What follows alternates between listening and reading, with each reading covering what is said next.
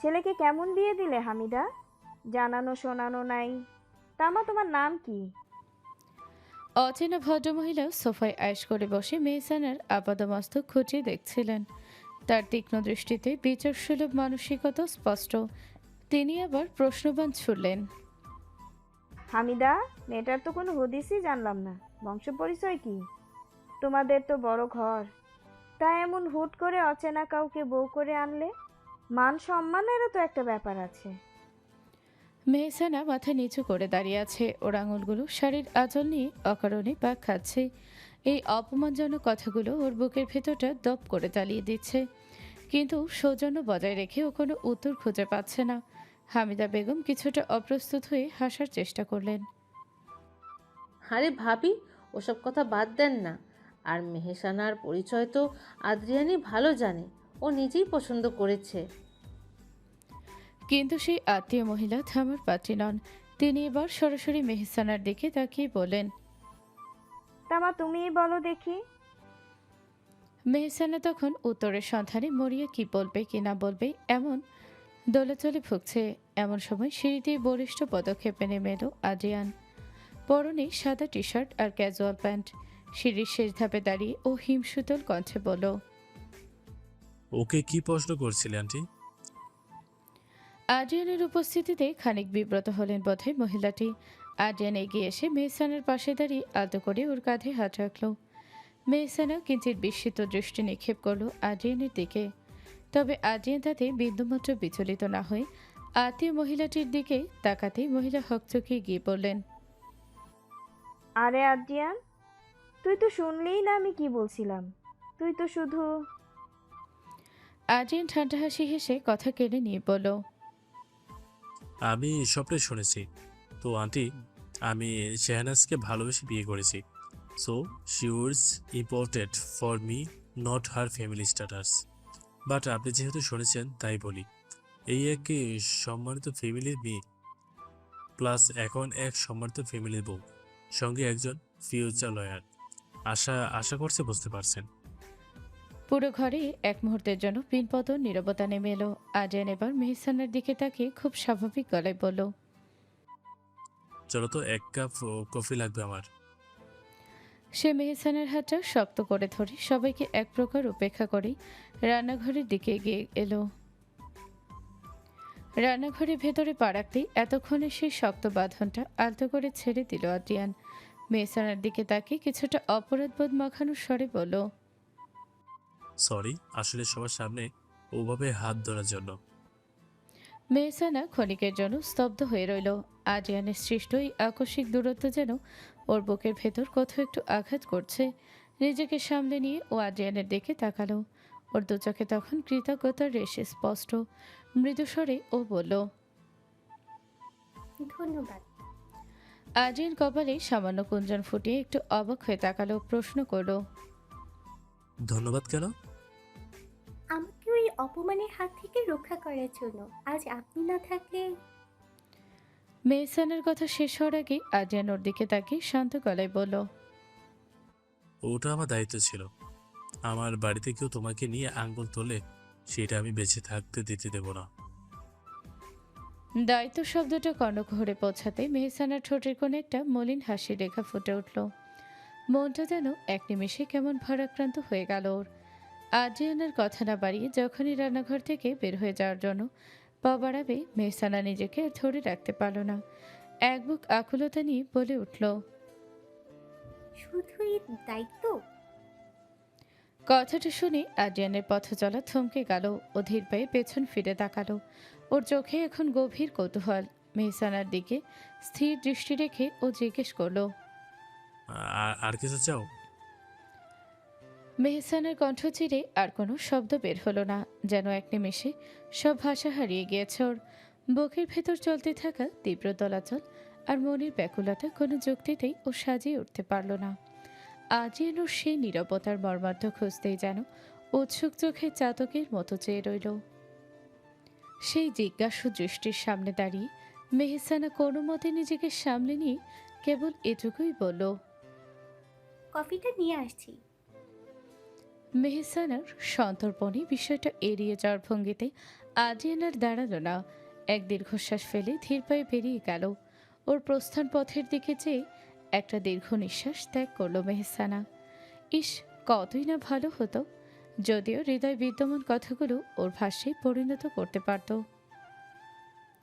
হাসপাতাল করিডর জাহানারা বেগমের অস্থির পদচারণায় মুখর। পার্শ্ববর্তী চেয়ারে গুটিসুটি মেরে বসে আছে ছোট্ট টুইঙ্কেল।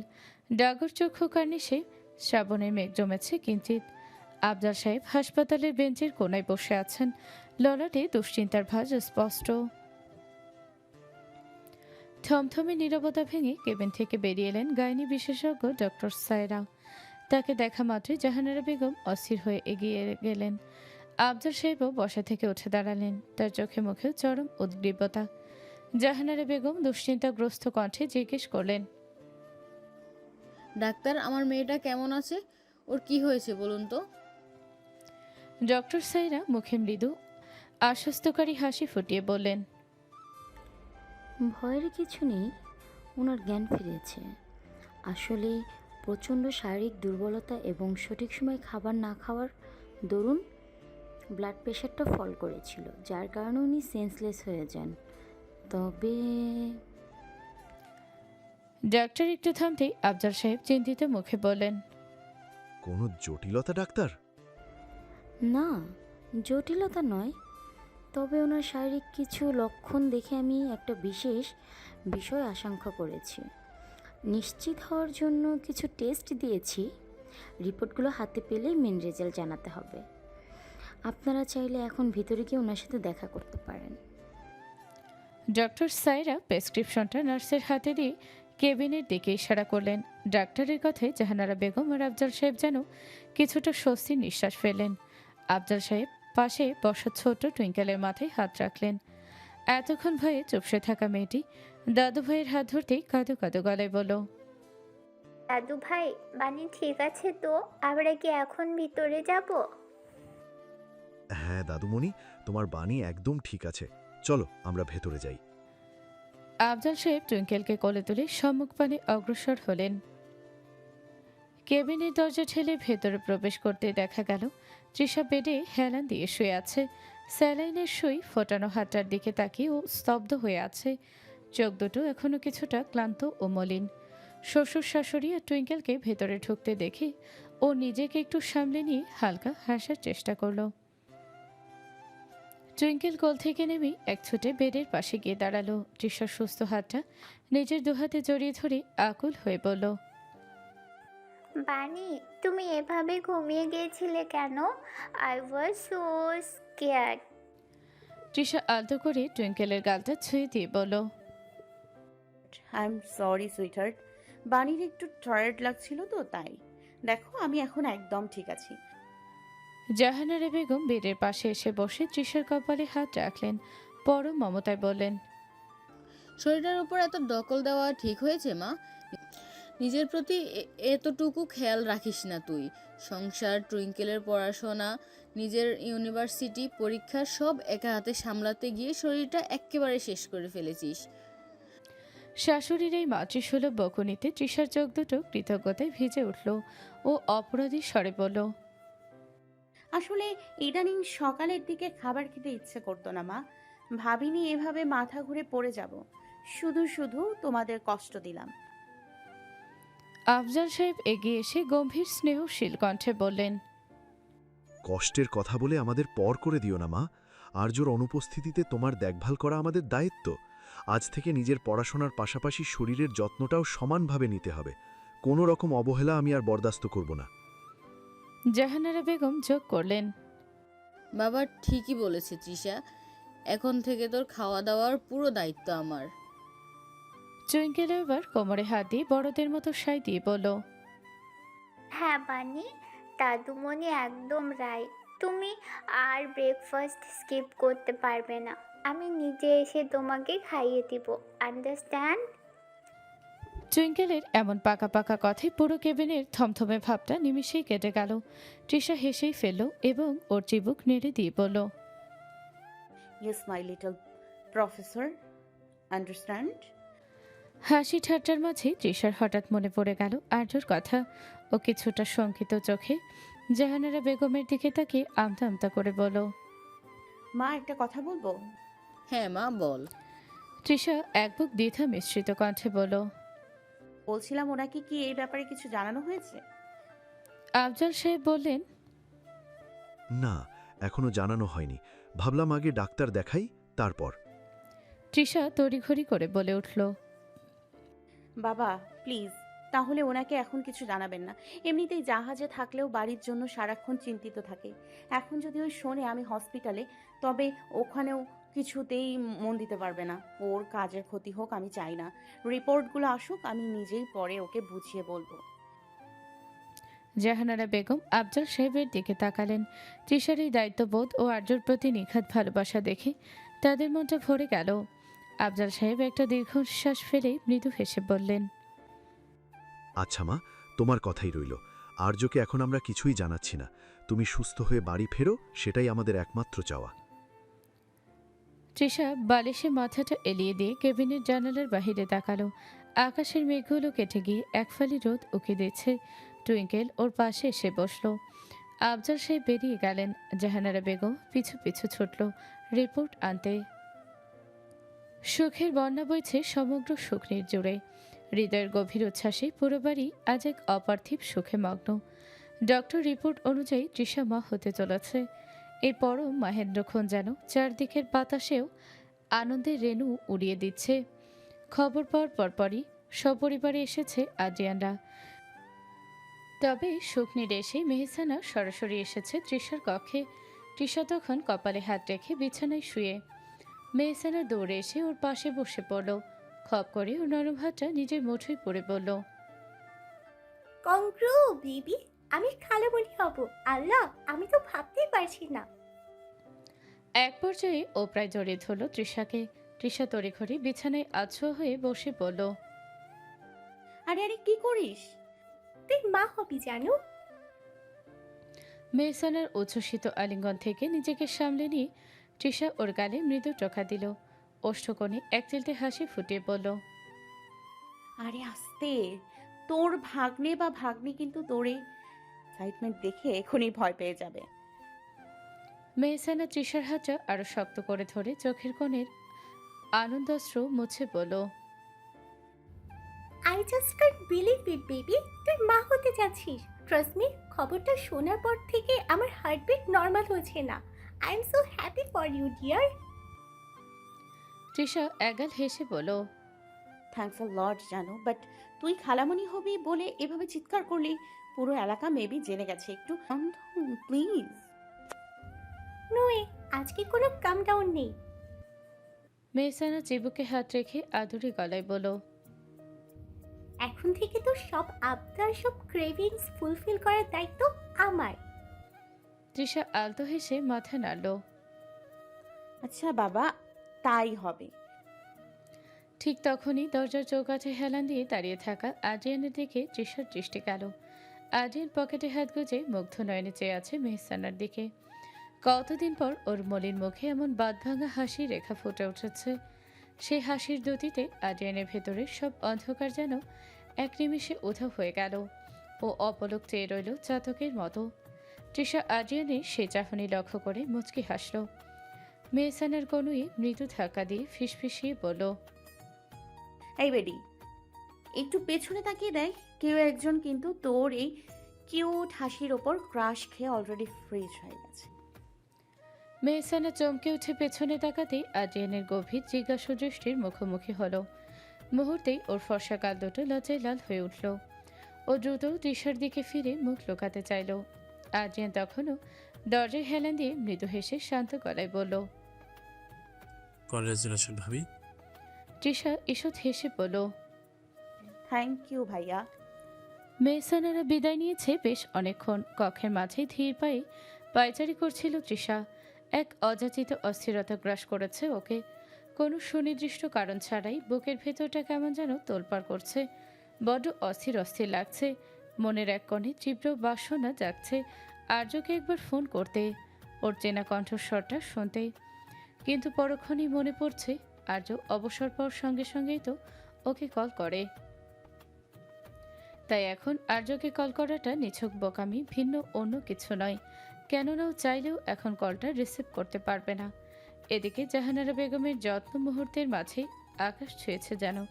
সদ্য প্রেগন্যান্সি রিপোর্ট পজিটিভ এসেছে মাত্র, অথচ জাহানারা বেগম আর আফজাল সাহেবের যত্নের বহর দেখে মনে হচ্ছে তৃষা বুঝি ৮-৯ মাসের অন্তঃসত্ত্বা। তৃষা জানালার গিল ধরে দাঁড়িয়েছিল দৃষ্টি নিবদ্ধ দূর আকাশে। সহসা এক পশলার দমকা হওয়ার ন্যায় কক্ষে প্রবেশ করল ছোট্ট টুইঙ্কেল। প্রতিবারের ন্যায় এবারও কোনো দিকে না তাকিয়ে সোজা তৃষার হাঁটু বরাবর গিয়ে জড়িয়ে ধরল পিছন থেকে। তবে এতে তৃষা বিন্দুমাত্র অবাক হল না, কারণ টুইঙ্কেলের এমন আচমকা ভালোবাসার প্রকাশে ও অভ্যস্ত। তৃষা আলতো করে ওর হাত দুটো নিজের হাতের মুঠোয় নিয়ে পেছনে ফিরে তাকালো। টুইঙ্কেল ডাগর ডাগর চোখে তৃষার মুখের দিকে চেয়ে আধো আধো আদুরে গলায় প্রশ্ন করল, how are you feeling now bunny? এখন তোমার কেমন লাগছে? তৃষা মুচকি হেসে টুইঙ্কেলের কপালে আলতো করে নিজের কপাল ঠেকিয়ে বলল, I am feeling much better sweetheart. তোমার বাণী এখন একদম সুপার ফাইন। তৃষার উত্তর শুনেও টুইঙ্কেলের মুখে সেই চঞ্চলতা ফিরল না। কেমন যেন একটা দ্বিধাদ্বন্দ্ব আর জড়তা ভর করল ওর ছোট্ট অবয়বে। একটু ইতস্তত করে নখ দিয়ে তৃষার ওনারা চুল খুঁড়তে খুঁড়তে আকস্মিকও বলে উঠল, বানি, আমি তোমার কাছে একটা আবদার করব। একটা জিনিস চাইবো।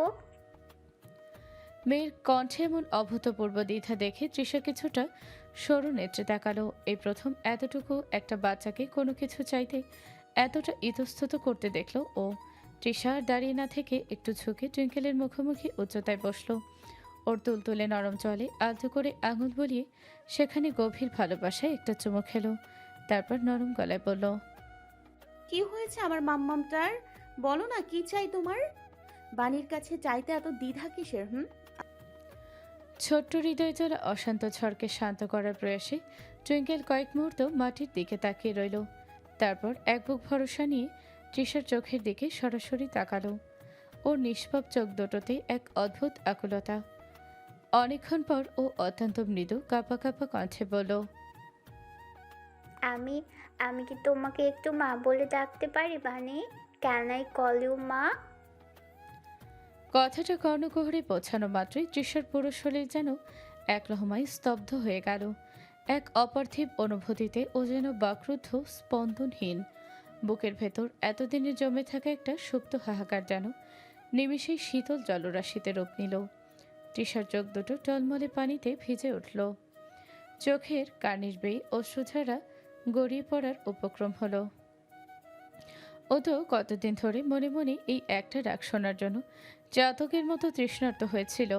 কতবার ভেবেছে টুইঙ্কেল যদি ওকে মা বলে ডাকতো, কিন্তু টুইঙ্কেল বিষয়টাকে কেমনভাবে নেবে, ওর জন্মদাত্রী মায়ের বিকল্প হিসেবে ওকে মেনে নিতে পারবে কিনা এই আশঙ্কায় তৃষা কোনোদিন নিজের মুখ ফুটে কিচ্ছু বলেনি।